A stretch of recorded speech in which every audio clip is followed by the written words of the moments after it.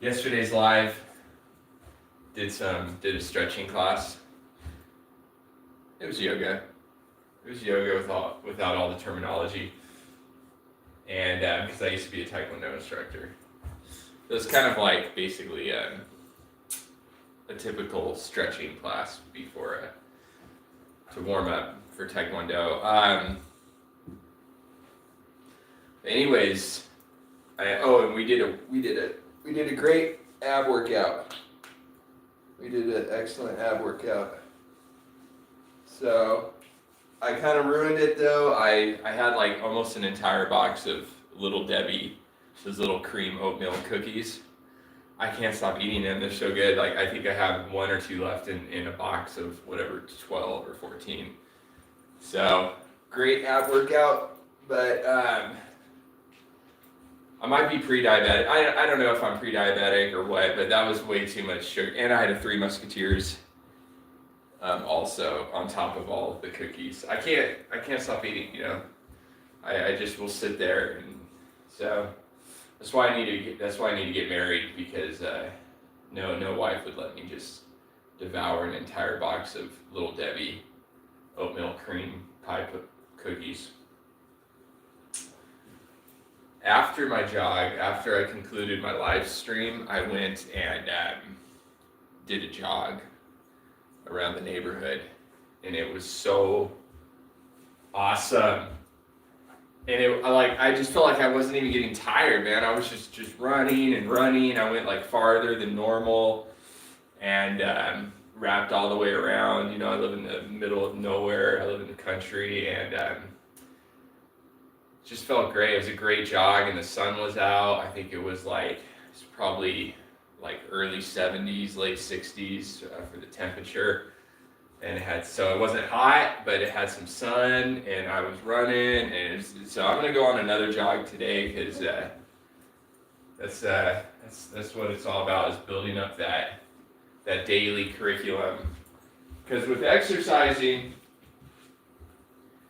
it's good if you like to exercise, because if you're someone that likes to exercise, like stretch and do yoga and stuff, like if you work out one day, it's gonna create momentum for the next day, and you don't even like even working out for 10 or 15 minutes counts, you know, and a little bit goes a long way. So like,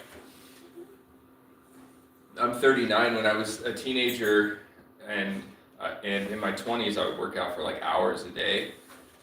But even if I work out like 20 minutes a day, I feel pretty good. Like, you know what I mean? Like, you feel me? Okay, here's my wellness box chart. So these are the things I want to do. I love how one of the things I want to do is start fresh. That's just like so general. What does that even mean? Just start fresh. Just everything. Just start everything over. Okay, fair enough. I get it. I see how you are to me. So my wellness box chart is positives, things you want to do. Cross them out, like I'm going to record in LA. I have a 12-song album. I put all my originals on private on my YouTube account, because my producers, they were like, dude, I'm not gonna tell you what they said, but they almost like they were like, you cannot have your stuff out until it's not only in my copywriting things. They're having me start my own publishing business, so which is a deeper version of copywriting. So I'll have my own category and have other people's music also. So if I collab with someone, they'll be under my publishing company instead of just us like copywriting something. Okay. So the wellness box chart, things I want to do, things I've discontinued, like, you know, alcohol. I don't drink anymore. That ship has sailed. I don't fucking care if I'm hanging out with Mandy Moore and Jessica Alba, and they're like all over me on a couch, and they pour me a drink. I'm not drinking it. I don't drink. I don't want to drink. That ship it's just done. That is a part of my life that is just dead. So cannabis, done. Hard drugs. So, and you know, yesterday in the live feed, I didn't know that all this was showing. Like, porn is in one of the boxes, and that's the topic for today. Sex, porn, and drugs and stuff. I'm getting pretty straight edge on the older I get. Just put some X's on my hand. Okay. No, shit's bad, man. It's bad for people, and the group conscious has become so facetious and just like facetious for anybody that doesn't know what that means. That means thinking something is funny that it's not really that funny. Or society, the group conscious has become so facetious and so indifferent, and like this whole boundary game is demonic. It's creating a space for the devil. Like, oh, they're doing porn and sleeping around. You're gonna respect their boundaries. It's like, dude, I'm not respecting your boundaries if it's trash. You know, if you're like selling drugs or you're doing drugs, there's nothing to respect. So fuck that whole boundary shit. Fuck your fucking boundaries. Okay, so porn. I don't watch porn. I cross that out. I don't watch porn, and I don't womanize. And when I'm at the grocery store shopping, any kind of female, I don't look at them and sexualize them like I used to, you know. That's like a possession, man. And the thing about, hold on, I'm not gonna be doing this standing up. I'm not a fucking preacher. I'm gonna sit down and get my coffee. I'm just finishing up my stretching real quick. Just gotta.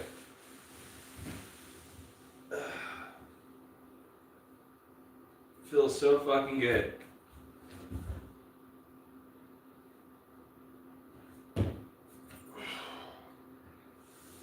Okay. I gotta warm it up because I'm 39. Heat my coffee up.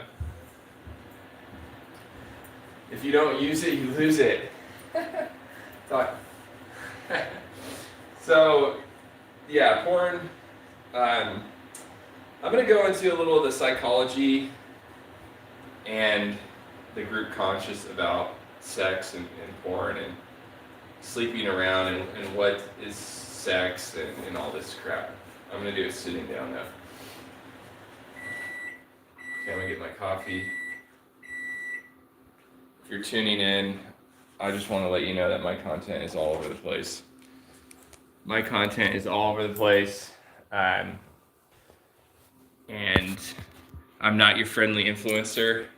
I don't give a fuck. I'm not a poser. I say what's on my mind.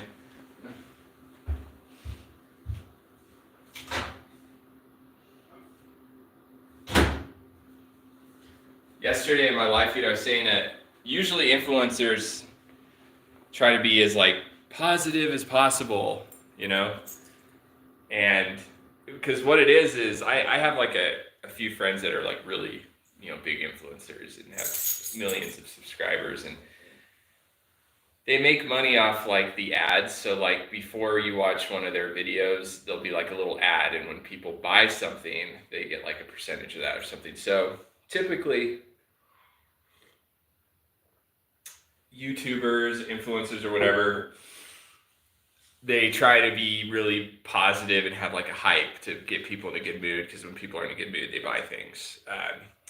So they're essentially salesmen and women. And people in sales are weird. They're fucking weird. I talked about that yesterday. They always have this like hyper energy. They're intrusive, you know. They're always like hyped up on their sales and everything. It's like, dude, sell it yourself. I did sales I worked in phone rooms. Who has not worked in phone rooms in Orange County, if you've lived in Orange County? It's like so many phone rooms in Orange County. Loan officers, I did that. Real estate, or home refinances. Like they say, they're like 93 or more, like 95% of the loan officers in America are from Orange County. So there's like this whole community of loan officers and stuff. So they're always like, you should do that, Trevor. That business is crashed, motherfuckers. Y'all making like $20,000-$30,000 a month for like 10 years, and now you all are on fucking disability. crashed. Your shit has crashed. Your shit is done. Now you got all these suckers playing crypto. You realize that's fucking roulette. It's gambling, you know? It's fucking gambling. You got 20 things to put your money on, and 2 of them are gonna land, and everybody fucking knows which one it is. And really, in the long run, it's a waste of time, because even if you go up 100,000 or something, you're eventually gonna go fucking down. Unless you're my fucking cousin, who's like literally makes like $100,000 a fucking day on that shit. I don't know. I'm gonna try not to drop his name. Fuck it. Yeah, my cousin. I'm gonna talk about some exes too. It's so hard for me not to talk about, like, to actually drop people's names. You know, it's just like, I'm like, Sarah, Addie, Sarah. Fuck you. Just kidding. I don't have any resentments towards any of my exes. I really don't. I just think they're funny. Like, let's see. Desiree was like my first long-term girlfriend. And she's Native American. She's like 100% Navajo. And she's like really pretty, actually, like authentically pretty, not like Orange County slut hot. She was like really, I mean, she looked like Pocahontas, like a fucking cartoon character. She was like literally perfectly attractive. And she grew up on a reservation in New Mexico, 100% Navajo. I was living in Montana with my dad and my stepmom owned like literally the entire town, like the liquor license, the grocery stores, the restaurants, like literally was a baller, had like the one gigantic house in this small town in Montana. And we had RVs, we had like 7 or 8 trucks, we had like dirt bikes, quads, we just had so much stuff. And we had contracting companies, we were building houses. I worked at the grocery store with Desiree's mom. So buying condoms got weird. That's like really weird, you know, like literally buying condoms and like putting them at the register with her mom. And she's just like you're dating my daughter. It's like, yeah, there's nowhere else to buy condoms, like in the entire fucking like 30-mile radius. But so Desiree, yeah, that was like my first. I had girlfriends before Desiree, but they call it puppy love. That was puppy love, you know, when you're like 18 or 19, you just think you're in love because you have feelings, like you like someone, but you're not in love. You're just a fucking kid. So yeah, but you know, puppy love is nice. You know, I remember puppy love, like not having sex, like trying to hold out, you know, and being like trying to do the right thing. Yeah, let's see. What was my puppy love relationship? That would be Hannah. Yes, Korean girl. Hot, also hot. Hannah was like weird though. She wasn't weird, but it was like off and on. Like I was like in this band, and I was like 15 years old playing like Christian punk rock music in Orange County, and she was like a 12-year-old, and she like was in love with me. You know, I was in a band and stuff, and so like we would like kind of hang out at the concert, and then like a few years later, she was like 14 and I was like 16 or 17, and we like kind of dated for a few months, and then like, you know, and then like a year later we dated a little bit for a few months. It was just like this off and on thing, you know. Like I remember I broke her out of rehab like a few years after that, when she was like 21 or something, and I was like 24, or she was like 19 and I was like 22. I forget, but I always remember I was like 2 or 3 years older than her. And she was in this rehab in Koreatown, and like I literally was like talking to her on the phone all the time, and like I literally broke her out. I was like the devil. I was the fucking devil.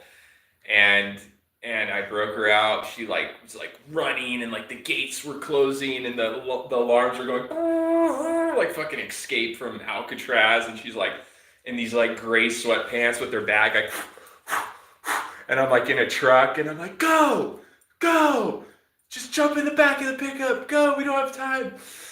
And then I had an apartment actually. Oh shit, so I remember, okay, I was actually 19 or 20 and she was like 17 at this rehab. And it was all Korean rehab. It's like Korea. It was just like all these, oh my God, it was all these Asian people. I'm so all over the place with my lives. It's basically like my journal, man. I'm like talking my journal instead of writing it down. Okay, so I remember I visited there too, and they had like 7,000 like Koreans. They were all like teenagers and people in their 20s, and they had like stacked beds and stuff. It was like the weirdest thing. It was like this gigantic Christian rehab. And anyways, I broke out of that place because I had an apartment. I actually had my own apartment at 19 years old in Fullerton because my friend who was in Safe Ferris, which was like a big ska band, Mike Holton, fuck it, I'm dropping names, dude. My cousin Rick, millionaire, whatever. I'm dropping names. I don't fucking give a shit.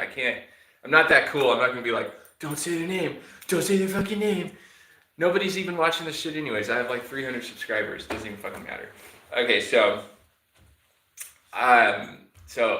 I was living in a band with Mike Holton, and he was in a band called Lindley, and they were like super cool hipster, like Fullerton, like all the cool kids went and saw Lindley. You know, I was out of punk rock. I was like a hipster now, like a rock and roller, just like a normal person.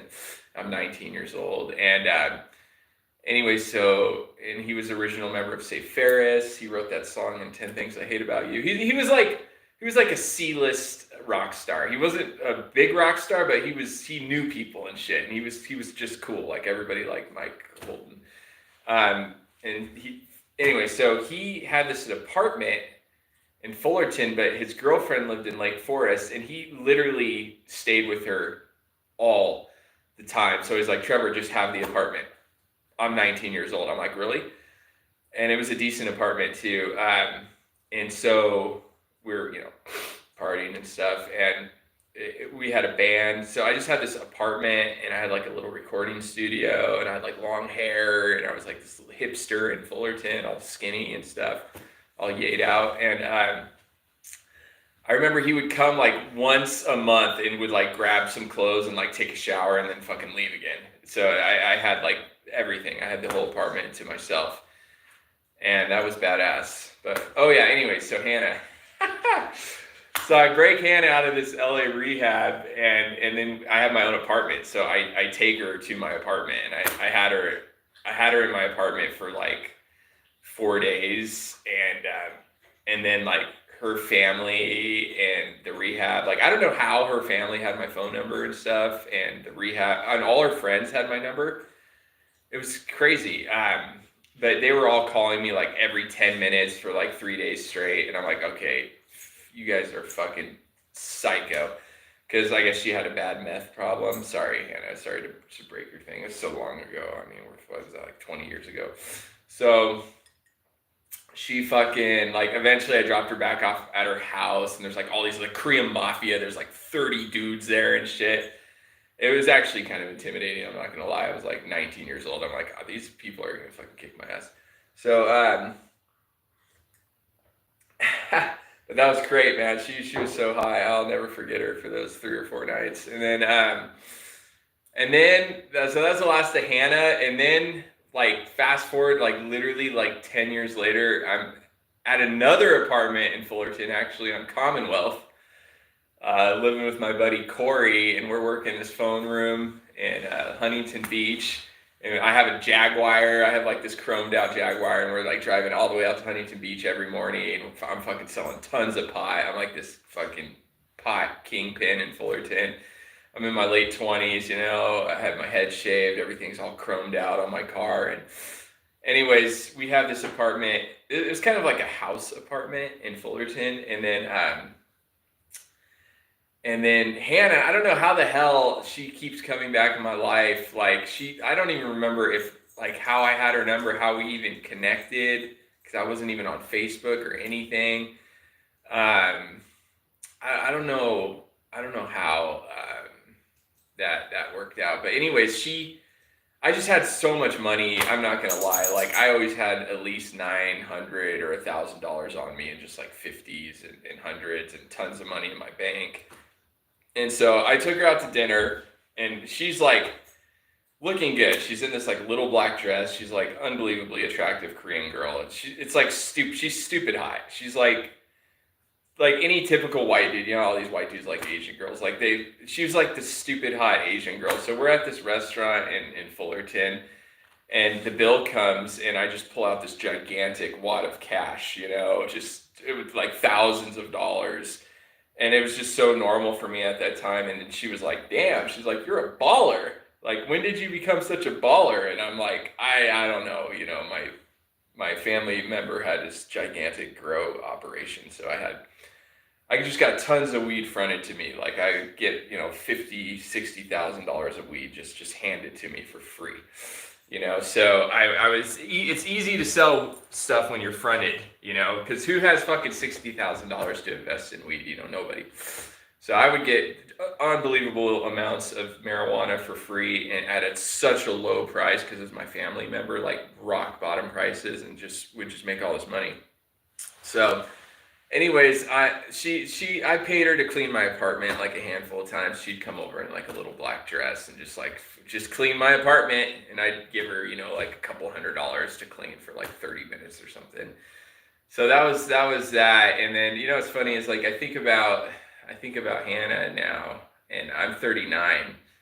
So she's like probably 36, and she's Korean, she's Asian, so she probably looks even hotter than she did in her 20s, because that's how Korean girls are. Is, you know, some of these Asian girls, they're like in their 50s and they got bodies like they're in their 20s. It's like, wow. So anyways, I wouldn't even be, Hannah always loved me. She actually loved me. Like she actually loved me. You know, some girlfriends, some people just like you. Like Sarah, you know, she liked me. I entertained Sarah. That's different kind of love there. You know, we're gonna get into sex and porn here in a second. That's a different kind of love. Like I've dated girls that, like Desiree, my Native American girl in Montana. I should go back to that. She I think loved me. I think so. And the fact that I even have to guess that. No, she loved me, but she treated me like I was her husband. So there was like, I felt I was under the rule of her, so to speak. But she was a virgin.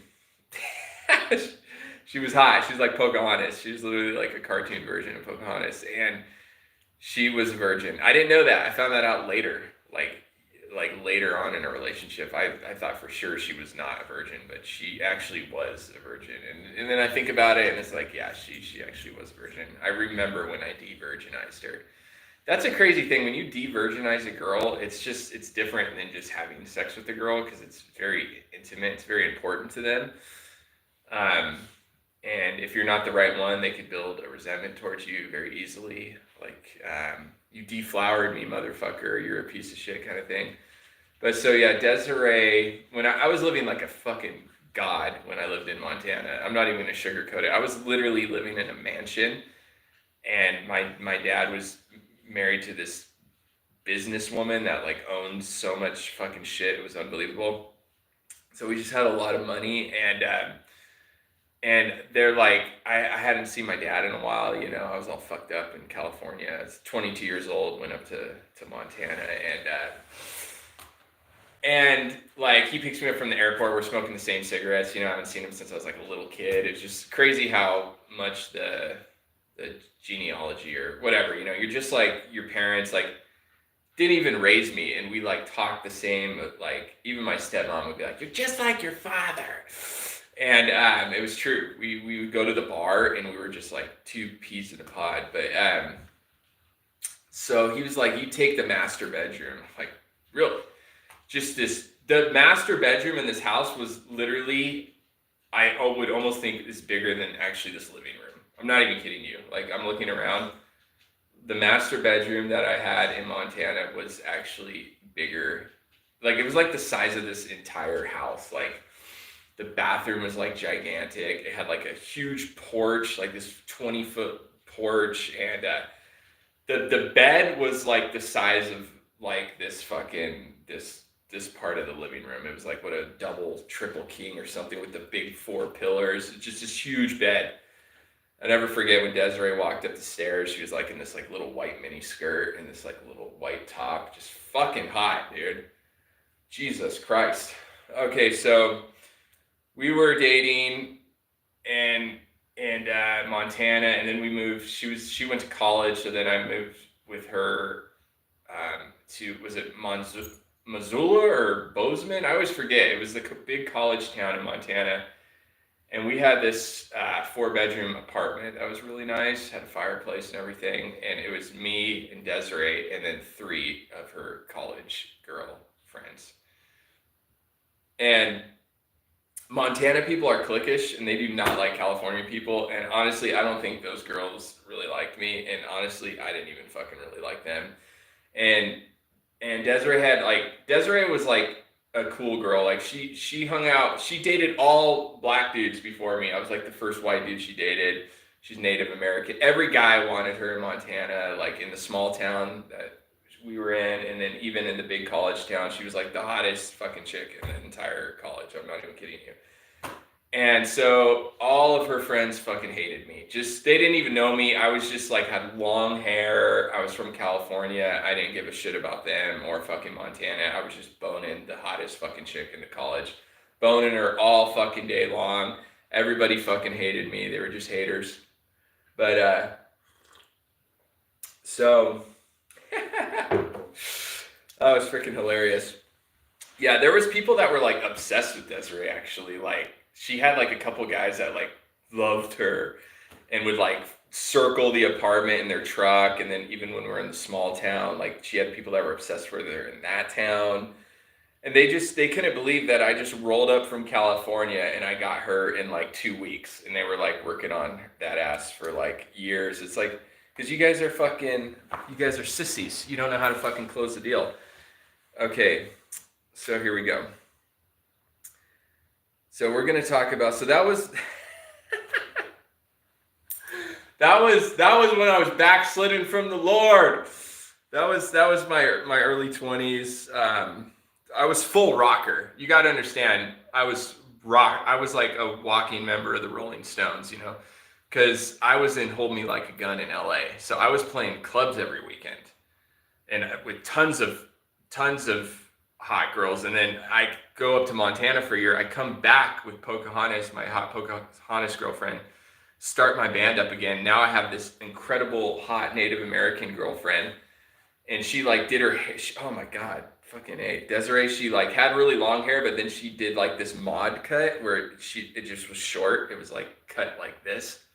It was just like this short, perfect little like 1960s fucking mod haircut. And it was just like, and she wore like these cocktail dresses, like these little like sparkling like purple and black cocktail dresses and like 6-inch heels. And she had like an incredible body. And I was in, I was in Hold Me Like a Gun, and we would play all these clubs, and like every time, like I was busy like loading gear up and doing stuff with my band. Like I'm in the bathroom, you know, with my guitar player and shit, just fucking ripping rails, and I'm just busy, you know. And I would leave her unattended for like an hour or two. And then every time I went back to the bar, she's loaded drunk. She has like 9 dudes just hovering over her, just like all starry-eyed, you know, just buying her drinks. She would do that. She would let guys buy her drinks. I didn't care. You know, I was in my early 20s. I was not a jealous person at that time. I was just such a fucking rock star. And so there would be like 9 dudes start, and I would just roll up, and I'd be like, Desiree, let's go. And there's like a balloon that deflated, just dude, all these dudes would just be like shell shocked. It's like, yeah, dude, you're buying her drinks, but she's fucking in my bed every single night, and I'm fucking on stage in 20 minutes. I'm the lead singer, and you're gonna hear me screaming in the microphone for 50 minutes, and then I'm gonna take the girl you fell in love with in 5 minutes to our apartment. So that was great times, man. I got to tell you, like 20 was that we moved to California. It was like moved to Montana at 21. So yeah, that was like 22 to 23. I just had the hottest girlfriend, and I was playing clubs every single weekend. I know they tell you not to be in love with your own story, but it's my journal, man. I gotta write this shit down. I'm gonna forget this shit if I don't write it down. So yeah, that was fun. And then she got she got a job in Disneyland at the Rainforest Cafe at that like little side area of Disneyland, the shopping area where all those restaurants are. And then she got like her own group of friends, and we were dating for 2 years at that time. And okay, I'm fucking 23, and I've been with this chick since I was 21, and I'm young. I'm like ready to move on, you know? It's like, okay, we've been together a long time, like 2 years worth, you know? And so she started, and we were both full-blown drug addicts and alcoholics, like cocaine and alcohol. Back when cocaine was decent. It actually was really good back then in Fullerton. And so she started hanging out with this gay dude and like had her own friends, and then all of a sudden they all hated me, of course. Oh, Trevor is always the bad guy. And then we had an apartment in Fullerton. I've seriously had like 5 apartments in Fullerton, California. That's fucking right. I remember that apartment. We were only there for like 6 months. So we had that apartment down on Harbor. That was such a dark time, honestly. Towards the end of the relationship, it was negative. Like, it started off all like glamorous and shit, and then it got to like the dark apartment. And then I remember I had a Honda Civic, and she had some sort of Dodge, some sort of car. And my car was better than her car. So he took my car everywhere because I had like a brand new Honda Civic with like the sky roof, and I had like the CD disc changer, you know, this was like 20 years ago. Like the brand new I had a red Honda. That's right. I remember selling that shit a few years later for like a couple $1,000. I was all fucking twacked out. But yeah, I had like a brand new fucking red Honda and super hot girlfriend. So now after rubbing it in everybody's face that I've had all these like super hot girlfriends and stuff, I'm going to tell you guys, I'm going to go off on all the world for being a bunch of pervert, fucking porn addict, fucking psychopaths. Like people, oh, people, people.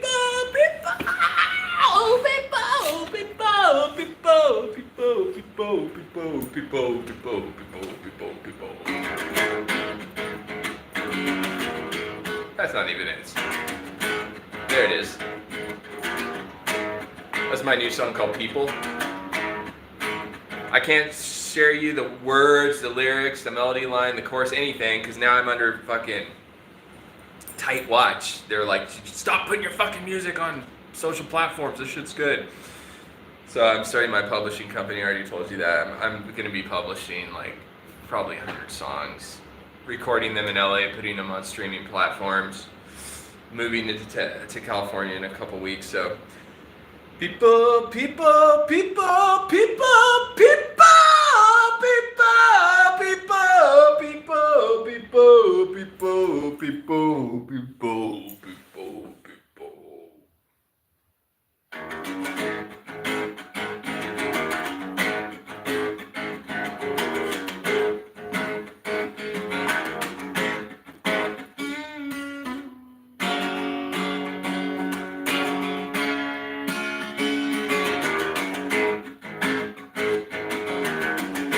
I feel like playing music again, man. You know, like, I'm not gonna lie, for like 12 years, I did not feel like playing music. Even the last 5 years when I wrote 100 songs in Portland, when I was living in downtown Portland, had my own apartment, had 2 apartments in Portland. I moved up there with Sarah. Anyways, yeah, so I was writing a lot of music, but I wasn't feeling good. I was working all the time. I didn't feel like playing music. It was the end of the world. It was a fucking pandemic. They had all these like protests, riots, BLM, fucking COVID, lockdowns, National Guard, fucking everything was just fucked up. They had fires. It was like, and I was working all the time. I was all stressed out about paying bills. So I was writing a lot of music, but I didn't feel like going on stage and rocking out and playing music. But now I do. I could go on stage every night and play it fucking for 2 hours straight and talk for an hour before. Just kidding. Like Roger Waters, just talk politics for like an hour and then play it for 2 hours. So, sex, energy, sacraments. See, marriage is a sacrament in the church. So, I'm gonna get really religious on you after all that. I'm sorry to flip the script on you, but I'll do whatever the fuck I want. It's my life. I'll do whatever the fuck I want.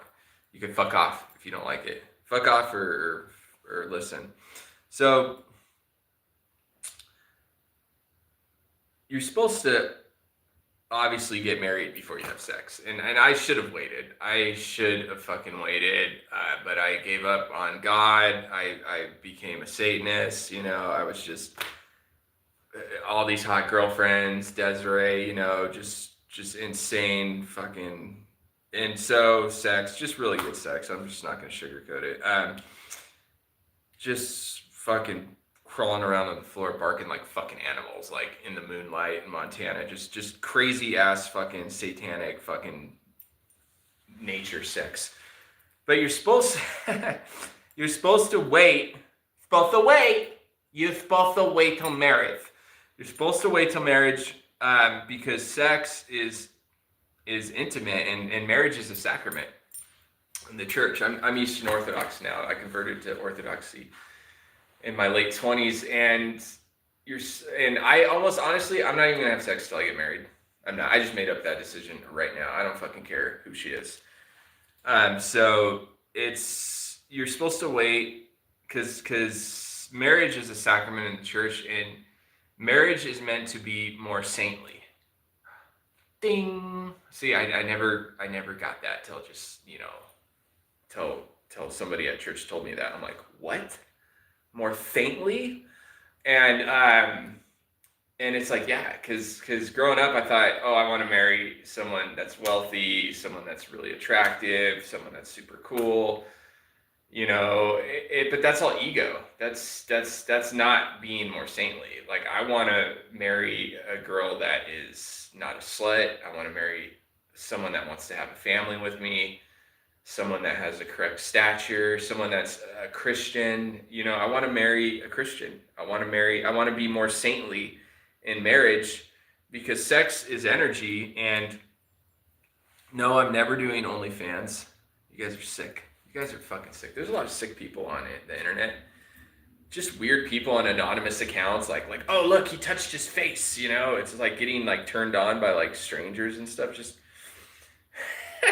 there's a lot of sick people. Yeah, I don't know how she does it. The girl I like's like a gigantic influencer. It's just there's a lot of perverted people online, and it's like sex is energy. So when you're having sex with a bunch of different people, and I've never done that. I'm a quadruple Taurus. I went over that in my live yesterday. I'm a quadruple Taurus. I'm very faithful. Like, I was with Desiree that entire time in my early 20s, and I never cheated on her once. Hannah did come over. Remember that Asian girl that keeps popping into my life? She did come over one time just to catch up. And when she left is when Desiree was coming home from work, and she saw Hannah in another little black mini skirt. I don't know what the hell, leaving my apartment, and she thought I fucked her. She was like convinced I've had sex with her, and I didn't. I did not have sex with her. I never cheated on Desiree. And so I never cheated on Desiree. I don't even think I've ever cheated on any of my girlfriends before, honestly. I'm too much of a coward to do that. I'm too scared. Yeah, I don't. God, there's had to be one time I've cheated, at least. I've never cheated on any of my girlfriends, but I did date a girl when I was in Portland, when I was valeting, and she had a long-term boyfriend. And we all would hang out too. And I met him and was like friendly with him. So that's kind of like, I wasn't in a relationship, but I felt like I was cheating, because if you're hooking up with someone that's in a relationship, a lot of times people think, well, I'm not cheating, they're in a relationship, I'm not. But yeah, you're involved in a cheating affair. You're cheating too. So yeah, I guess I have cheated if you think of it like that. But sex is energy. Sex is energy, and it's like you connect with someone, and then if you break off, and then you like connect with this person and break off, it becomes like Velcro.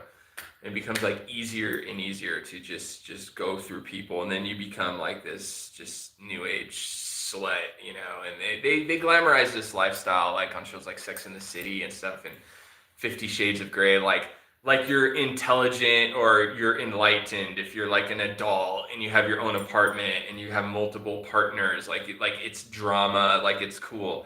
It's not fucking cool. People get hurt, bad things happen. It people that do that, they become like scattered. They become scattered individuals, you know. And it doesn't matter if people be like, well, I'm clean, you know, I have no STDs or anything. It's like these porn stars and people that do OnlyFans, like if you meet them, it's like there's something like off with them. Like if you've ever met like a swinger or something, like they're like hey, how's it going? They're just like, sex is always on their mind, you know. It's just like, those people are sketchy in my opinion. They're weird, and they're lacking like substance and a connection with God, because I don't believe, if you're a Christian or you have any faith in God, we're not meant to live like that for a reason, and it's lower consciousness. It's lower consciousness, and that's why I don't, you know, yeah, I had a time in my life, in my early 30s and my late 20s, it's like every chick was hot, you know. Even I'm standing in church, I'm like, God, that wife's hot. You know, I'm going to the grocery store, it's like, she's hot, she's fucking hot. It's, you know, didn't even matter. You know, I'd meet girls at the gas station. I met this Indian chick. She was like 19. I was like 28. She was at my place the next day. We're hooking up. Like, I was just I looked at every girl as someone to have sex with. And that is, not only is that morally wrong, it's womanizing. It's a lower consciousness. It's people that are like that are stupid. Like literally their IQ is low. They're stupid. They have a lower consciousness. And people are like, oh, well, respect their boundaries if they're like that. Fuck your boundaries. I told you that earlier in the live feed. This whole boundary thing is like creating a space for the devil. Like, respect their boundaries. It's like, no, I'm not going to respect your boundaries. If you're womanizing, you do OnlyFans, you're some fucking jerk off, you know, literally like some fucking jerk off, I'm not going to respect your boundaries. You know, it's like you know what's funny is when you grow up, you watch mob movies and the mafia dudes are like, yeah, that guy's a fucking jerk off. You think they mean like, oh, he's an idiot. No, he's like literally a jerk off. Like, he's someone that jerks off all the time to girls because he can't get a fucking real girlfriend. So he's a jerk off. So I'm not going to respect these jerk off fucking boundaries. These jerk offs, they're fuck their boundaries. So you have a low consciousness. You have a low consciousness if you watch porn. And people combat porn in the wrong way. Like, I remember being like this super fucking horny in my late 20s and stuff, like I just told you. And it wasn't that I was horny. It was, you can't see it. People try to combat porn by, they're all fucking horny and shit. And they're like, don't watch porn. You're gonna watch porn. It's not really a physical addiction. It's a mental addiction is what I'm trying to get at. Because people that are combating porn, they think it's like a physical addiction. Like, don't open up RedTube and don't touch my penis. Like, they're trying to fight it in that way. Like, don't open up RedTube, don't touch my penis. And they're going for like, you know, oh, okay, it's been a couple hours, I might be able to make it one day without watching porn. You're gonna eventually watch porn in like 2 or 3 days if you're fighting your porn addiction in a physical way. It's spiritual. That's how I got cleansed of porn. Is I raised my consciousness and I started to look at women as women and not as objects. And then once I changed how I looked at women, all of a sudden it's like I don't want to watch porn because it's gross. Like, I don't know this girl, you know, I don't want to watch some dude's freaking ball sack, you know, it's gross. It's fucking gross, man. And no, I'm not gonna do OnlyFans. Like, I'm not gonna sit there and like fucking jerk off and like zoom in on my ball sack and smack my ball sack around and shit. That shit's fucking, it's stupid and it's gross. And it's gross that there's so many people. I always want to say Americans, but probably around the world, there's so many people that are like trying to get influencers and people to do porn and stuff. It's like, you're disgusting. Like, a lot of times people in their 50s, in their 40s, trying to look at some naked person that's like 20, like, that's gross. You have a low consciousness if you're like that. So once I changed how I looked at women, then I didn't want to watch porn. I didn't want to masturbate to porn, because it's like I've started to respect women, and it just cured the whole thing. And I just there's like one girl I like, you know, and I don't even lust after her. I don't even lust after her. I see her as like a wife, someone to be more saintly with, you know. And there's only like a few girls out there that I would consider marrying. So there's only a few girls out there that I'm like hot for or whatever. I'm not gonna womanize like every single fucking girl I see. And the group conscious will tell you that's normal, and it's not fucking normal. And we got to stop giving people those boundaries to be like, oh, they're a guy, they watch porn, just that's how it is what it is, it's totally normal. It's not normal. It's womanizing. It's gross. It's self-abuse. We call it self-abuse in the Orthodox Church. So when you go do a confession, you know, in the Orthodox Church, they just put like a little thing over your head, like a little cloth. Like, we don't have like a private like little box like the Catholics do. And we confess before the icon of Christ. We don't confess to the priest. But we call masturbation, I know this is an embarrassing topic, but everybody masturbates. It's a thing. It's something people do. So I'm talking about it live here. So people. Okay, so we say self-abuse, you know, like Father or God, Christ, you know, I self-abused like fucking 7,000 times in a fucking week or whatever. So we call masturbation self-abuse, and I like that because it kind of is self-abuse, you know. And you have all these people, you know, it's healthy. I remember this gothic chick I was talking to on Instagram for a while, and she's like, it's good to masturbate, it increases your focus. Just like all these satanic people, they're all about not only saying it's okay to sin, they've warped it to like it's good. Like, they're trying to make every guy be gay, you know. They're trying to make that seem normal. It's like, dude, I'm sorry, I'm not pro LGBT. I don't care if that's against the group conscious. Some dude sucking some other dude's fucking dick, dude, and it's not normal. And it's not. I don't understand how a guy would want to do that or think that's normal.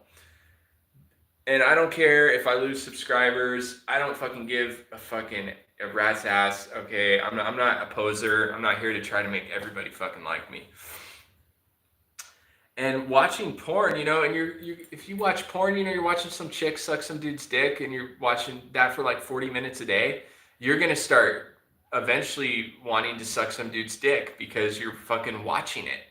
You know, it's like you write music, like the music you listen to is what you write. Like, we're influential people, you know, you're watching disgusting stuff. Pretty soon you start thinking about disgusting stuff. That's never happened to me. You know what's funny? Some guy told me that, and I'm like, dude, are you gay or something? Because like, I've watched porn so much, and I've never wanted to suck a dude's dick. And he was like, yeah, if you watch it enough, you're going to want to start sucking a dude's dick. I'm like, no, that's not how it works for me. I mean, maybe you want to start sucking a dude's dick, you know, when you're watching enough porn. I need to go on, what's that one chick's name? Alexandra Cooper. Oh my God, I used to follow her a little bit. Yeah, she has a talk show. She talks about sex and all this stuff. You guys need to get me on her show, man. I got to have some people get me on her show. I just want to talk about sex with her for like 2 hours straight. I know she's married. I'm not even attracted to her. I just want to talk about sex with her, fucking, and get down and gritty with this shit. So OnlyFans, negative, and there's consequences. And there's consequences even for influencers. That the problem with most influencers is they're kind of doing soft porn. Let's be fucking real. They have sexual undercurrents. And I'm not gonna name the girl I likes, or like I'm not gonna pinpoint on like, oh, this group or that group. All of them do. Even I've done content where they're trying to make themselves look sexual. They're putting off sexual energy to get followers because sex sells, and then they're gonna feel it's all egotistical. So influencers with your soft porn, meaning you have sexual undercurrents in your content, there's consequences for that. You know, if you're somebody that's trying to make like thousands of people horny for you, you don't think there's going to be consequences for that? Like literally, like in this life and the next life. That's not a correct stature. That's not a correct Christian stature. What's up with all these supposedly Christian influencers that are putting off sexual undercurrents for followers? You know, that's not good. I've done it. I've fucking done it. I'm not perfect. I've done all this shit. So this is me processing, you know, things right here. I'm not preaching at you. I'm not trying to make you feel bad. It's just being realistic. Hashtag just being realistic. Facetious motherfuckers. I know I cuss a lot. I do. I just do. I'm a cusser. So influencers with their soft porn, and it's sad when you see girls that are like 17, 18 and trying to be sexualize themselves for followers. It's like, you are so going down the wrong path. You know, they hit 100,000 views, and then it's like when that prostitute takes that first $20 bill, it's like over. It's like, okay, you've broken the seal. You're a fucking whore now. Influencers are kind of like whores. No offense. I've been like that too. I've been like a fucking influencer whore too. So I'm not gonna judge anybody. It's just the culture. It's the social media culture. It's everybody. Everybody is doing this, not just influencers. So soft porn, sexual undercurrents, facetious. So most influencers have sexual undercurrent, or they're facetious, meaning they're joking about things that aren't funny, or they're mocking, and they're just clowns. You know, this is fucking clown world. Hashtag clown world. Hashtag just being realistic. It just is, you know. And I would like to say America kind of seems like the spearhead of this new ageism, like secularism. There's no God. We're just flying around on the space rock, just exploded out of nothing. Nothing means anything. Nihilism, you know, Satanism, like might is right kind of thinking, like if you're powerful enough and rich enough, you could do whatever you want, fuck everybody else, you know. Survival of the fittest, you know, just there's no compassion and there's no Christianity in this group conscious. There's fucking not, and it's getting worse. It's getting worse and worse and worse. And the influencers, they're not helping. They're leading. There's all these like probably decent 19, 20-year-olds. They're growing up and they see some fucker that's, you know, an influencer. And before it was the Hollywood movies. Come on, dude, raise your hand if anybody even watches movies anymore. I've literally watched like 5 movies in the last 5 years, compared to like 20 years ago, 30 years ago. We'd watch movies like almost every day. You know, nobody watches movies anymore. It's content. This is the world of content now. It's the new movies. No, sorry Hollywood, but your time's up. Nobody gives a shit about you anymore. It's about these stupid ass facetious influencers. This is what we do. I put poser pieces of shit. I'm so fucking mean. I'm mean, but I don't give a fuck. I got things to say. People. Okay, I'm gonna heat my coffee up. I think that's all I got to talk about today. I'm trying to think. I might play some music. Might play a little guitar. Damn, Ginger, I didn't even know you were under there. Ginger's so stealth. She's always like right next to me. I don't even know if she's like under the chair the entire time. So yeah,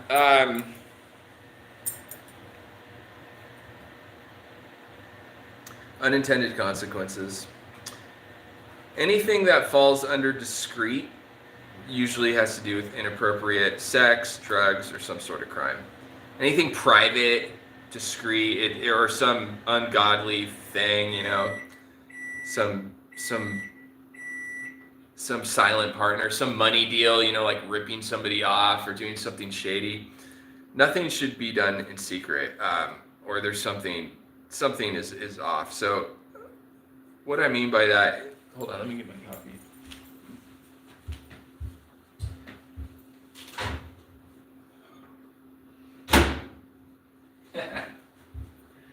Yeah, fucking shit up today. Better not be talking shit. Better not be talking shit. Just kidding. Honestly, I don't even care anymore. I know my content is so just out there that it's like, I gotta have some sort of haters, man. You can't get in these topics without having facetious people, haters. You can't. This is easy pickings, man. I'm like setting myself up just for like just some meanness. Come on, man. I love my haters, man. I'm just like you, man. I'm a hater too, bro. We can hate together, man. Let's get together and hate on somebody else, man. Let's start a hate group. I'm just kidding. Sorry, I can't even say that. Not like that kind of hate group. Not that type of hate group. Just general hate group. Like I hate all people. Okay. So like I managed a smoke shop in downtown Portland. A lot of strippers came in and bought vapes. Just downtown Portland is a very worldly place, you know, coming from a Christian standpoint. It's about as worldly. Dudes coming in with like gigantic tits with like pentagrams tattooed on their face and shit, just satanic, just strippers. And anyways, people would come in and try to be like, sell me psilocybin mushrooms to sell in the store, like a lot. You know, we're talking about like a lot of mushrooms, and they would always be like, this is very discreet, you know, because it's illegal. You can't sell fucking psilocybin mushrooms at a smoke shop. So obviously, I would never do that or take them up on that. I would take their samples. They give me all this free shit, and I'm like, yeah, I'll take your free shit, but I'm not selling mushrooms in the store because it's illegal, and I've been to jail before, and jail fucking sucks, and I don't want to ever do anything illegal voluntarily again. I wouldn't tell them all that, but anyways, they would always be like, no, we want to keep this really discreet. This is a discreet business. Anything that's discreet is like prostitution, drugs. It's bad. It's bad. And I'm not selling my soul, you know, to become wealthy. I would rather be poor with some ugly Christian wife. I'm writing this down for some reason. Poor, ugly Christian wife. And have some sort of fucking serenity and not feel like I'm a bad influence or I'm ripping people off or it's not. I lived like 10 years looking out my rearview window, you know, my rearview window. I've been looking out my rearview window, selling fucking wax. Yeah, but selling drugs is not the way to live, man. Premarital sex, it's always bad, man. You ever hear that saying? It's all bad. It really is, man. I'd rather be poor, working some $20 an hour job with some ugly Christian wife and have some serenity and not worry about dating some slut and have no alcohol in the house, no drugs. Straight edge, man. Remember that scene, the straight edge scene? The guys would put the X's on their hands. They would like kick the shit out of anybody that was like smoking weed or something. Straight edge. I want a straight edge life. Straight edge. Get some. Straight edge hardcore scene. Ginger's looking at me like, you're fucking crazy, dude. She does. She's funny. She's like my daughter. She looks at me like, she doesn't like cell phones. She doesn't like going live. Sometimes she likes my music. So here's the thing is the devil, I'm going to write this down. When I was smoking weed, smoking hashish with my Pocahontas girlfriend and drinking all the time and was fucking had my head so far up my fucking ass I didn't even know anything in life. you could call it the devil.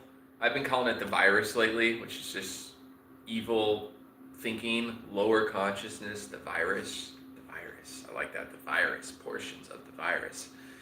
People that have like large portions of the virus would be like the shady people. Like, dude, are you like gonna like rip me off or something? Like, there's something shady about you, dude. Like, you're dressing like a thug, dude. You got your it's all buttoned up to here and shit, and you're looking at me like you're gonna fuck me up or something. Like those those are people that have like a large portion of the virus, and those are people that are like, they ostracize themselves from society because they're just such shitheads.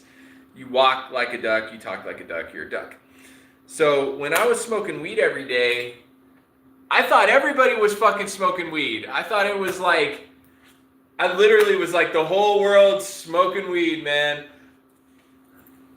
I wish the world was faded, like I was faded too. Faded with you. Faded with you. Wish the world was faded, and I was faded too. I'm faded with you. So I thought that was a song my buddy Richard used to play, but it was actually a song. I forget how he played it, but he'd be like, I wish the world was faded, and I was faded too. Faded, or whatever, I forget. It was actually a really good song. So I thought everybody was fucking smoking weed, dude. I'm like smoking weed in my apartment, taking bong rips. I'm like, dude, the whole world's faded, man. I'm in Orange County. I'm smoking weed. Dude, nobody's fucking smoking weed. Nobody's smoking weed. If you're a fucking pothead and you're watching, you might have one or two friends that smoke weed, but nobody smokes weed. Nobody's fucking high. No, it's not. Everybody thinks it's like Snoop Dogg, all like just fucking toking blunts all day long. Nobody does that shit. No normal fucking person smokes weed all the time. It's not good. Marijuana is technically a poison. There's a poison chart, and there's like 5 levels to the poison chart, and marijuana is like the least harmful section, like the least harmful poison. But technically cannabis is a poison. And not everybody's smoking weed. The devil wants you to think like everybody's watching porn, everybody's smoking weed, everybody's fucking trying to hook up with everybody, man. Just this whole world is just high on weed, and everyone's watching porn all the time. Nobody's doing that shit. Those are people with lower consciousness, and they've deceived themselves in thinking that the whole world is watching porn, everybody's smoking weed, nobody believes in God, everybody's down and out, negative, poor. It actually, most of the world is not smoking weed. Most of the world is not watching porn, and they have healthy relationships. It's just your fucking dumbass that's doing that shit. And when I say you, I'm talking about me. Like, I thought, I swear to God, in my 20s, I thought like, everybody was smoking weed, and then I realized like nobody was smoking weed. And I was like the main weed dealer. It was just like me. It was all in my own head. That shit really fucking cracks me up for some reason. I love that song, man. I wrote this song called Black Dress. Fuck, that's good. I wrote that one about Lexi. Sorry, Lexi, but I did. I wrote that song about you. Lexi skis. I also like this other girl too. You know what's crazy? When I was okay, I shouldn't have said that. I'm just kidding. I don't. I feel like I'm like stuck with her now or something. It's like she's not even my girlfriend. I'm like, I didn't do it. I feel like I'm stuck with her. So Black Dress. I wrote that about her. Now it's funny. It's like, let's get real. I want to talk about sex more and sex relations. What do they say that like? Everything everybody does has something to do with sex in one way or the other. That's another worldly thing. That's not true, man. That's some shit you hear from some perverted university teacher that believes his past life was in Saturn, and he's like, everything everybody does has to do with sex. Some fucking perverted fucking university teacher that jerks off to porn and his students, and he believes he's living in Saturn in his past life. Just weird. There's fucking weird people out there, man. There's a lot of fucking weirdos, man. And when you're smoking weed and drinking and stuff, you'll have thoughts that are not good thoughts coming into your mind. And when you're reading the Proverbs and you're reading scripture and you're listening to worship music, all of a sudden you have God's thoughts poured into your head, and it's like, oh my God, I could like think now. I have like a healthy perception on life now. Smoking weed, man, you're like scared to answer your door, you know? Someone fucking knocks on your door and you're like, fuck! You know, you fucking shoulder roll over the couch and shit, get your Glock, and you're like, you know, you're crazy. You're like a crazy person. People that smoke weed are fucking paranoid, and they're crazy, and they're lazy, and they get into all this esoteric shit. But so, Black Dress is a good song. Damn, I almost want to play it for you right now, but I don't want to fuck it up. I have the chord progression and the lyrics. God, it's such a fucking good song. It was on YouTube, but I put a lock on the video. You can't see it now. A lot of my originals you can't see. It's private. It's private now. Sorry, I gotta start my publishing thing first. It's orders from the top, from the Illuminati. The Illuminati. They're like, oh, you gotta publish it first. Okay.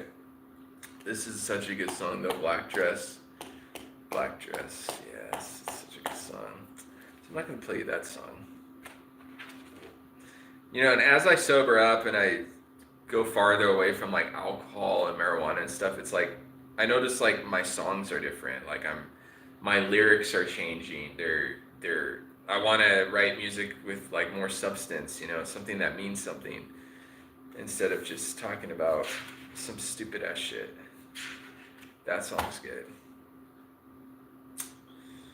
So anyways, what was I going to tell you about? Yeah, so the dating, sex and stuff. Okay, so with every girl has girlfriends. I'm going to get real here. Every girl has female friends. And this... Oh, I just thought of another topic. I'm so ADHD, I wanted to like jump way over here on this other topic. But okay, so maybe we'll get there if I remember. So every girl has female friends, and I'm just being realistic. Hashtag just being realistic. Just saying it how it is. So if there's 5 girls and they're all friends, one of these girls is gonna be the fucking hot chick. I'm just being realistic. It's gonna have the best body.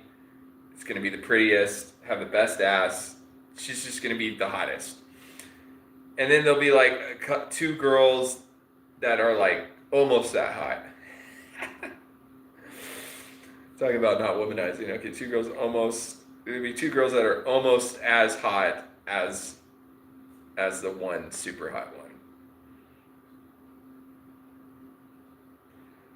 Honestly, Lexi's got hot friends. I'm not even. She's got friends that are equally as hot as her. It's like I don't even know which one would be technically the hottest one. But all her friends have blocked me, so it doesn't matter. Okay, so I don't like any of her friends like that. Anyways, okay, I don't. One of them's really hot though. What's her Instagram handle? Goddamn.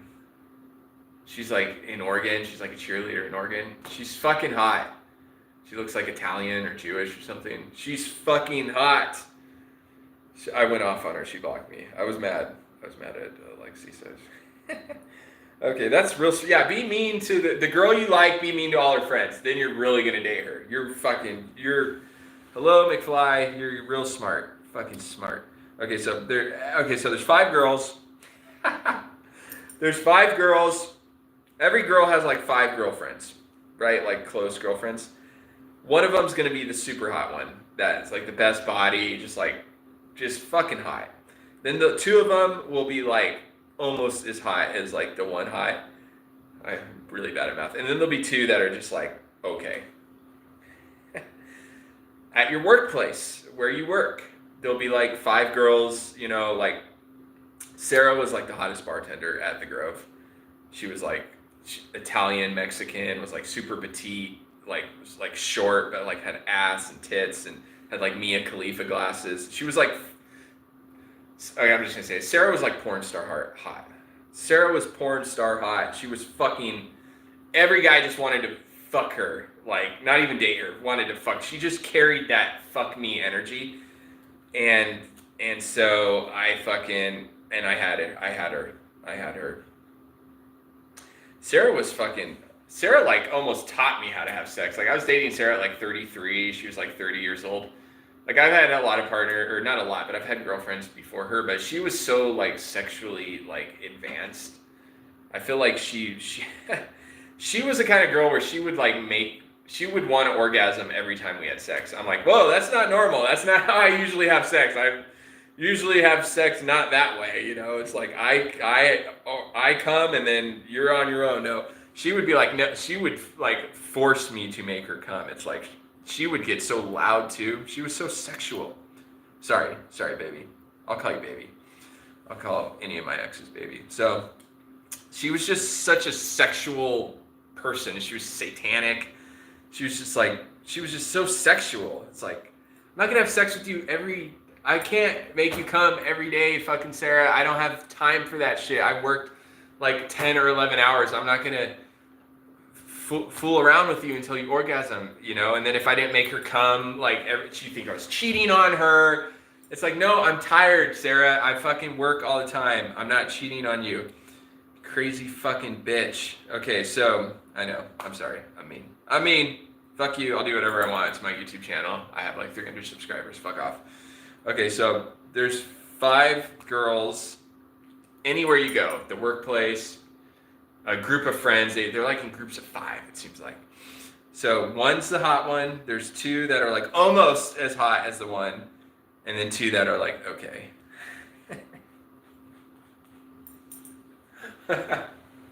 It's like, why am I always getting stuck with like the okay one? Or like every now and then I'll get the almost as hot as the one super hot chick. Like I went to prom with like probably the least attractive. I've been to prom like 3 times at like different high schools.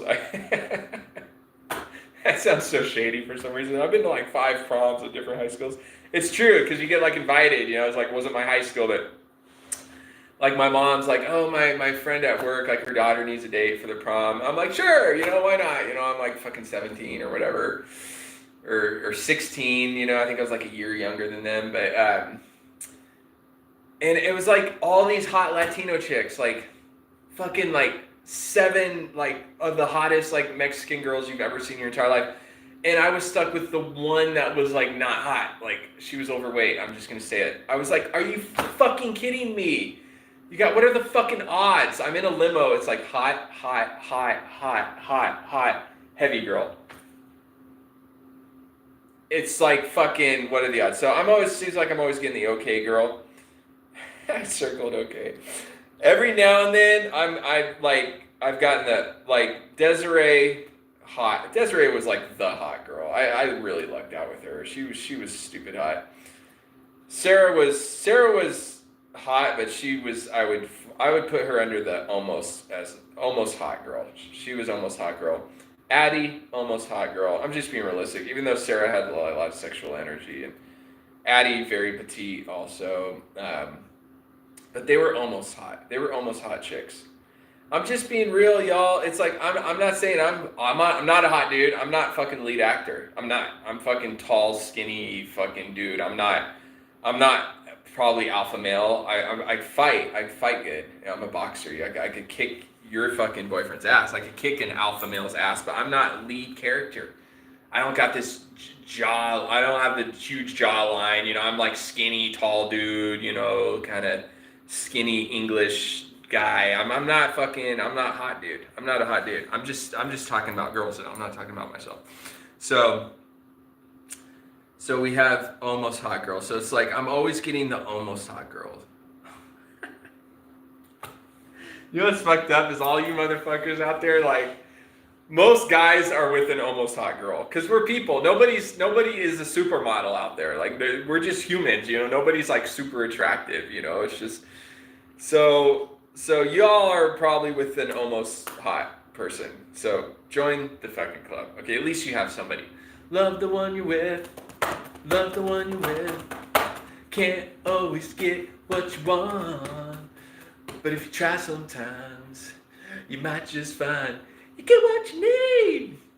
Ooh, yeah. Okay, so that's true. So I'm at this hotel, and there's hot. I'm a valet, and I'm sorry, all the girls at the front desk were hot. There was like the redhead girl, there was like the manager girl that was like 21, and then there's Addie. I got Addie.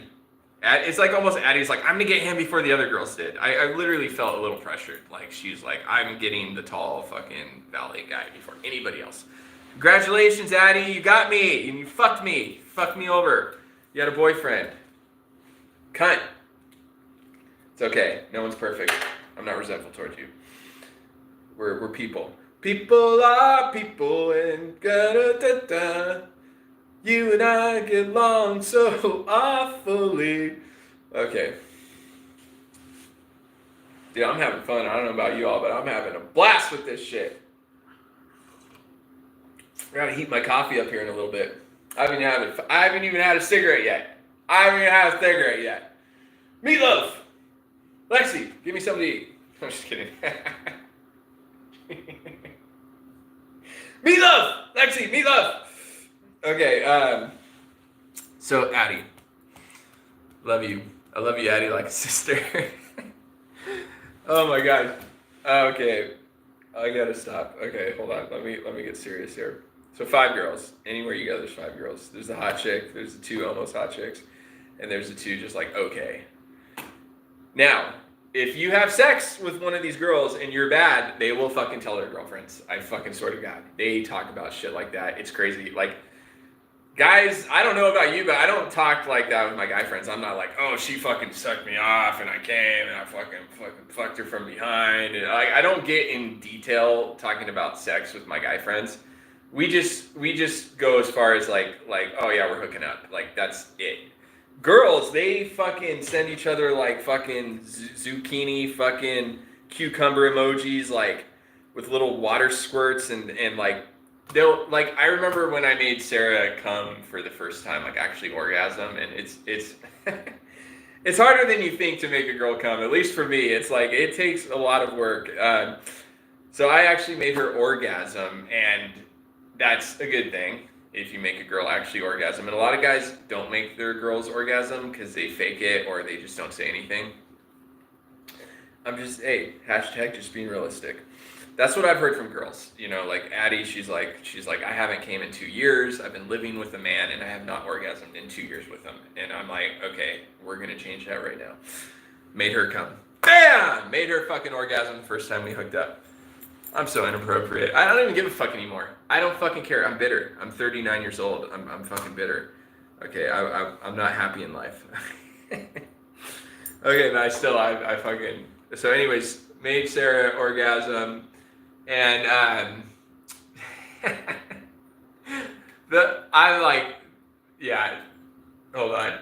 It's like, I'm being so open because I only want to marry one girl. Like, I'm not, like, most guys would not talk about this because they're like, I don't want to ruin future hookups. I'm going to be anonymous and be like this smooth, like, gigolo, like, what's that guy that was like an ultimate ladies man? There's been a few characters in the past that were like ladies man.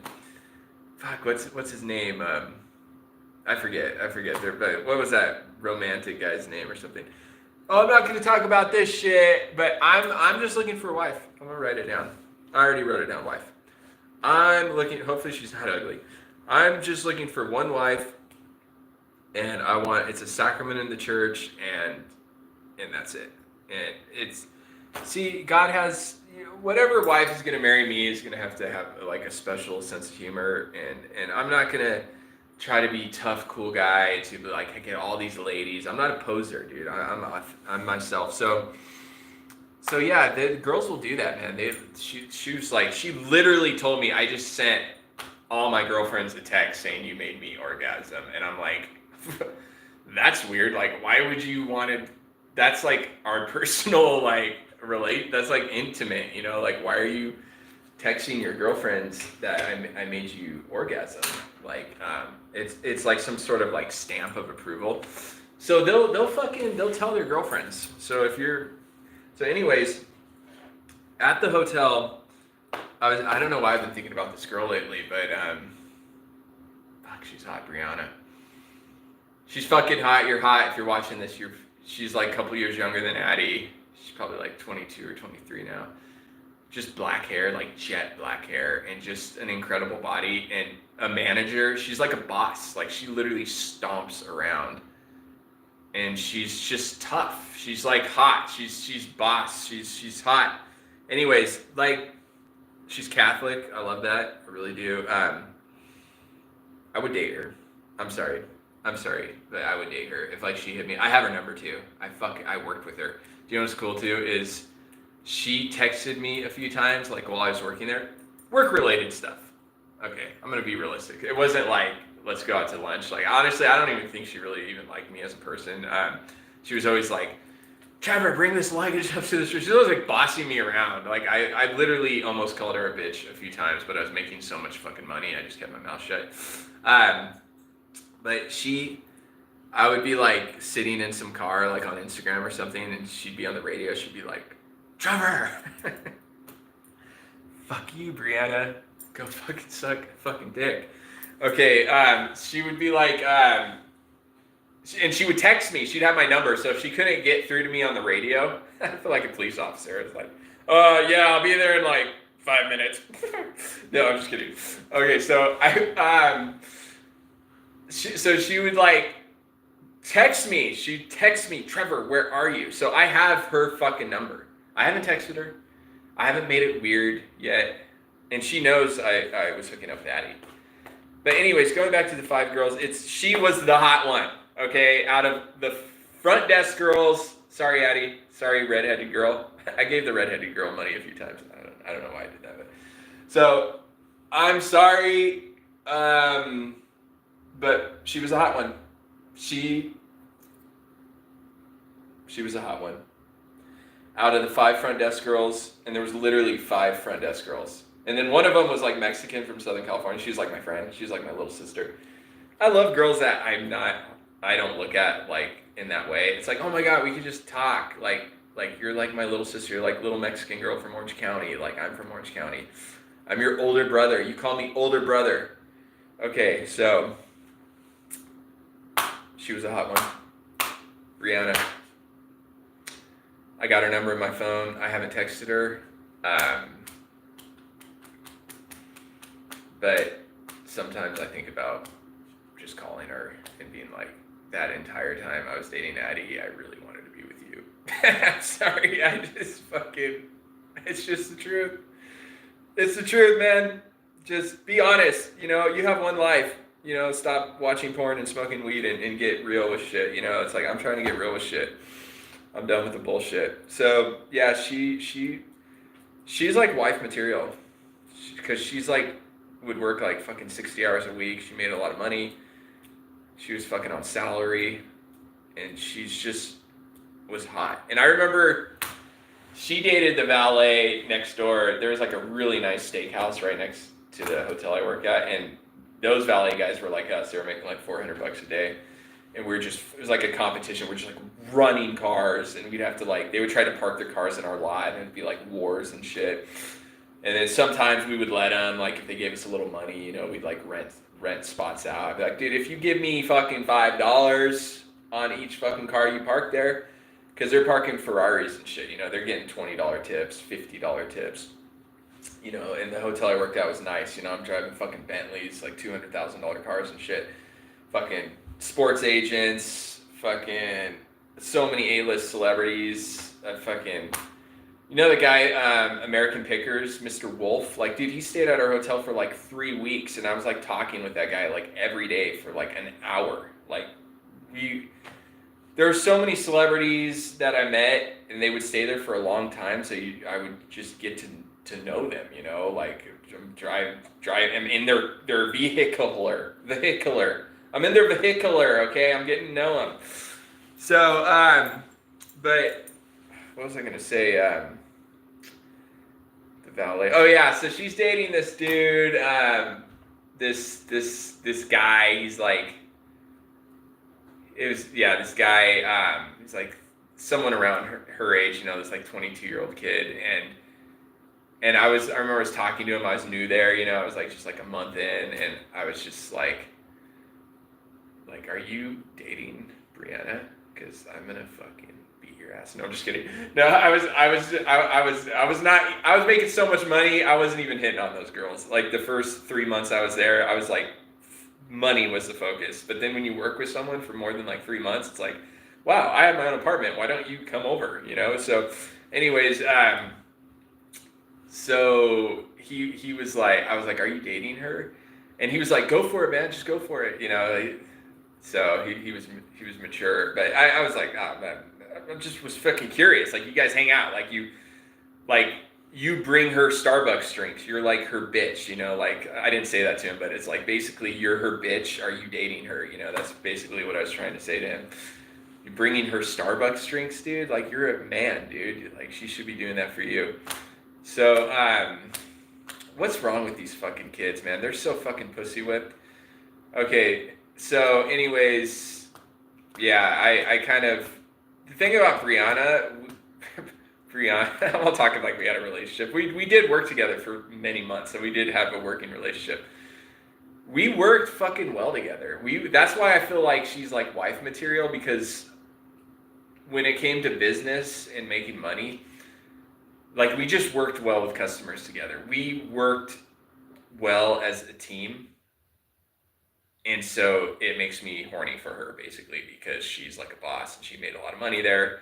She's a fucking like 22-year-old like manager of this like fucking 5-star hotel, you know. I mean, she's fucking, I don't even know how.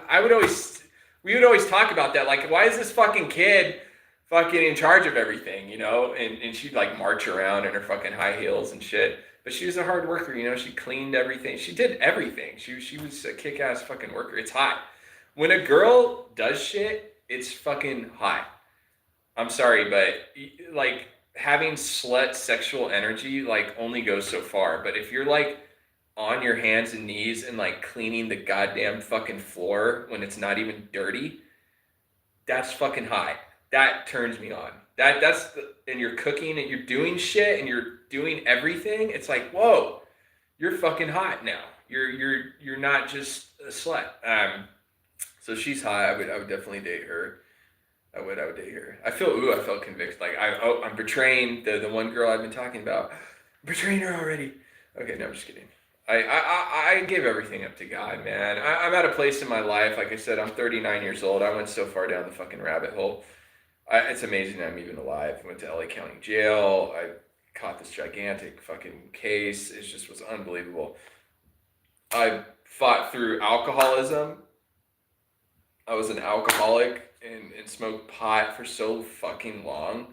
Sometimes I feel like I'm like fried, like I'm permanently just fried, and did other stuff, you know? And so it's just a miracle that I'm even alive to even talk about my testimony and to have this live journal. It's like a talk show. It's like a talk show where I just talk about myself. Maybe one day I'll be like Alexander Cooper and I'll have someone on my show. I'd like to go on her show. I'd go if I got even like relatively famous, even if I became like a C-list celebrity, I would go on her show.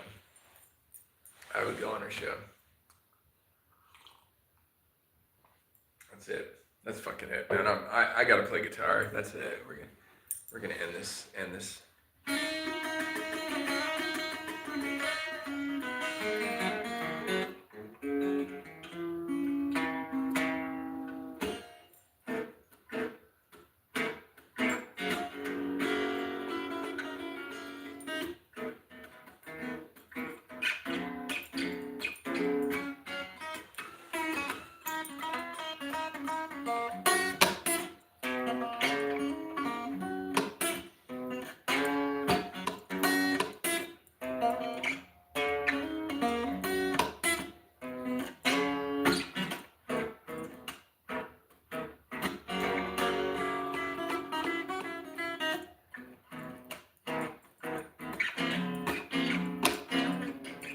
I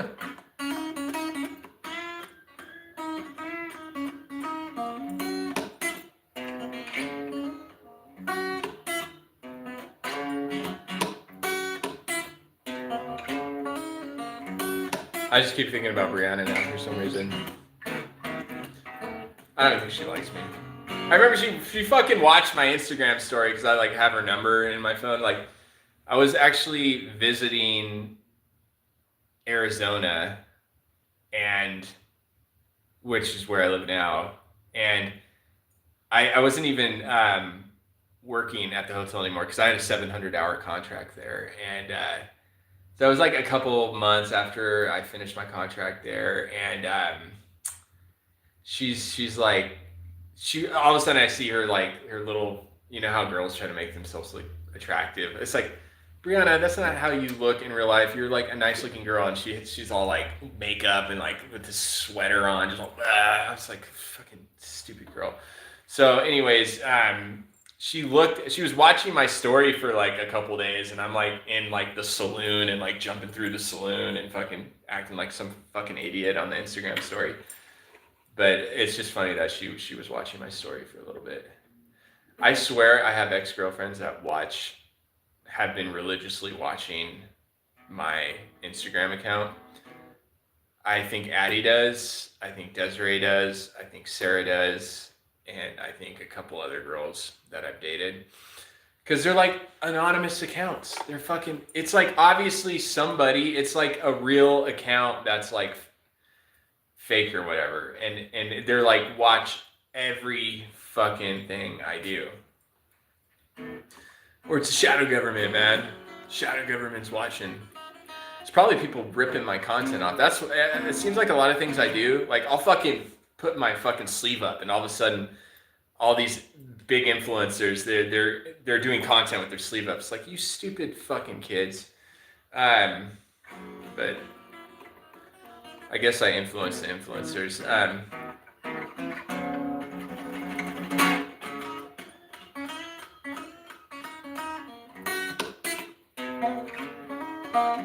If you say anything about it, you're a narcissist. Like, oh, you're talking about it, you're a narcissist. It's like, no, I'm just fucking being observant. There's a difference between being a narcissist and being honest.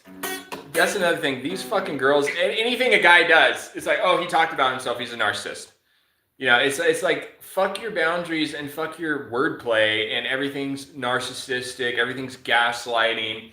It's like the whole feminist movement is shit. You have fucking nothing without men. We created the cars, we made the buildings, we every little fucking luxury you have in life came from men and continues to be provided to you from men. And yet we're supposed to be like your fucking servants now, and you could just reign on as sluts in the world of social platforms, and we're supposed to be some sort of orbiter, and like fire, oh, I love that, oh, I'm gonna respect your sluttiness, fire emoji. Let me respectfully respect your sluttiness and my little bitch fucking boundary as, fuck that, man. I'm not playing that fucking feminist game.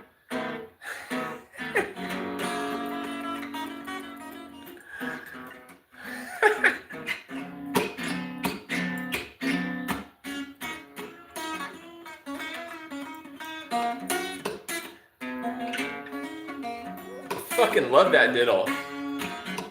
It's fun to play it too.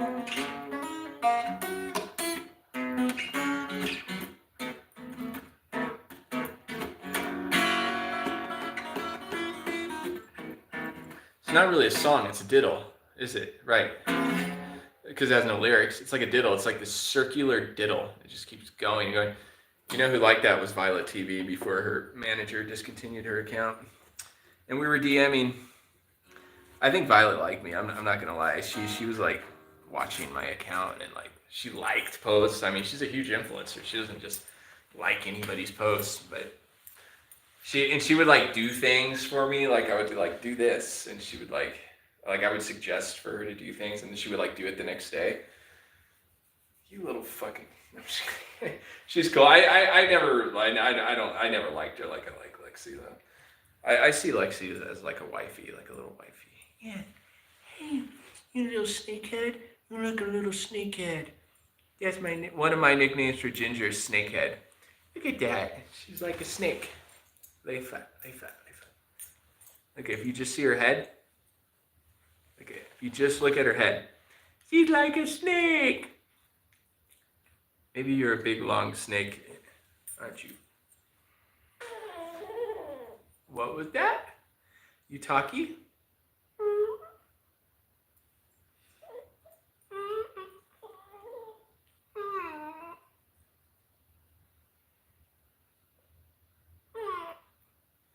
She's shy.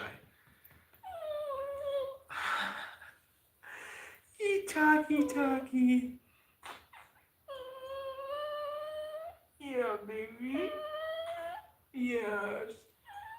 You got some things to say. Yes. You usually don't talk on the camera. She doesn't like a cell phone. She's like, that's stupid. That's stupid. That's stupid. That's stupid. That's what stupid humans do. Huh, baby. I love you, Ginger. Yeah. I'm gonna go to I'm a little just I have so much music stuff. Like I was on such a creative wave and I wrote literally 100 songs and it's just overwhelming sometimes. Part of me wants to just give up on music and give up on everything completely and just become a monk. Just go to the monastery and just give up on dating my dream girl. I hate that saying, a dream girl. What do you mean a fucking dream girl? She's real. She's not a dream. She's like a human, right? So give up on the girl, give up on music, give up on exercising, just be a fucking, just be a quitter. Just be a quitter. People are like, well, nobody likes a quitter, but at the same time, it's like, everything we do in this life, if it's not spiritual, and then it's just ego. Once you become Eastern Orthodox Christian, you have like two worlds. You have the world you live in, the secular group conscious that you have to be somewhat a part of, and then you have the church. And the Orthodox world is like completely separate from you become like property of the Orthodox Church and not of the world. So don't fuck with us. We will fuck you up. We will fuck you up. So you become like property of the Orthodox Church. We have Serbia, Syrian, Romanian, Russian, Greek. We have all these countries. We have all these people. We have all these things. I'm like the Godfather now. And we have the Orthodox faith is so deep, man. It's deep. And you could hear it. You could hear the chants. Go on YouTube and listen to some Eastern Orthodox Christian chants. They're nice, man. And you don't even want that drink. You don't even want that girl. You want Christ as your focus. You want Christ as, everything's, it's like, it's not a cult, it's like a way of life. Because a cult works with fear, manipulation, and guilt. That's how a cult works. A cult is like, you have to do this to keep this thing going, and it's like a balancing act. It's like a movement, like the fascist movement or the communist movement. It has no authentic grounding in Christ. They're not real. It's a cult. It's a movement. Like a band. A band is, you have to keep it going. Or a content community. It's like this. It's this thing.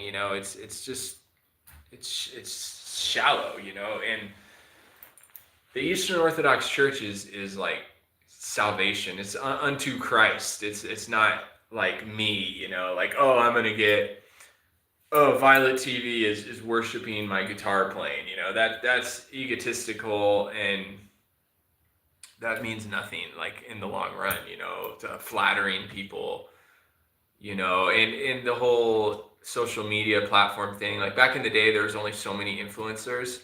Now everyone's a fucking influencer, so people are making a lot less money, and it's like everybody's embarrassing themselves online now.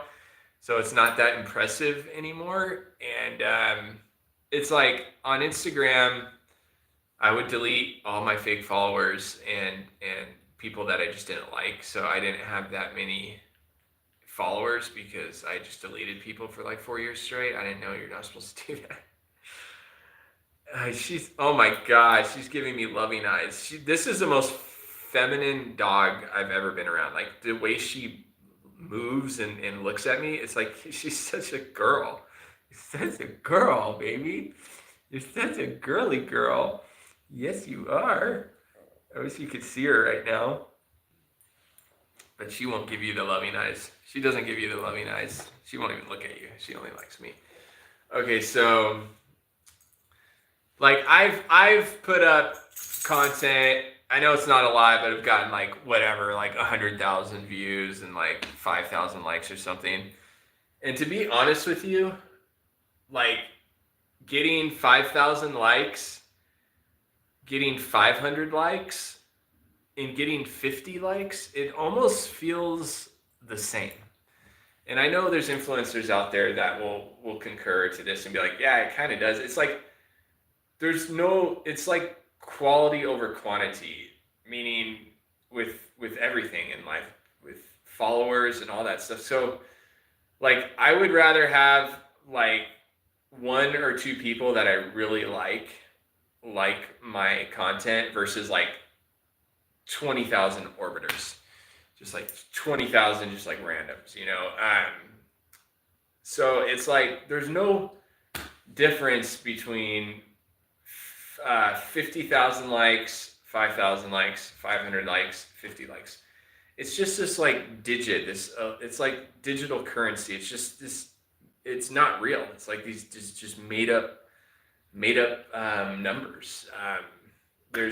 We would have influencers, like huge influencers, like Lexi used to say at the hotel I worked at, and you know, I have like whatever, like 6 million or 7 million followers, and it would just be some stupid fucking bitch with her friend, and they would just stand on the corner like this.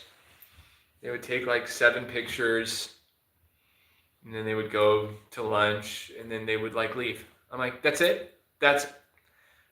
All this hype. Influencers staying at the hotel tonight. It's like they did nothing impressive. It's just some stupid fucking bitch that was like 21 years old that just took a stupid fucking picture at the corner with like the city, Broadway behind her.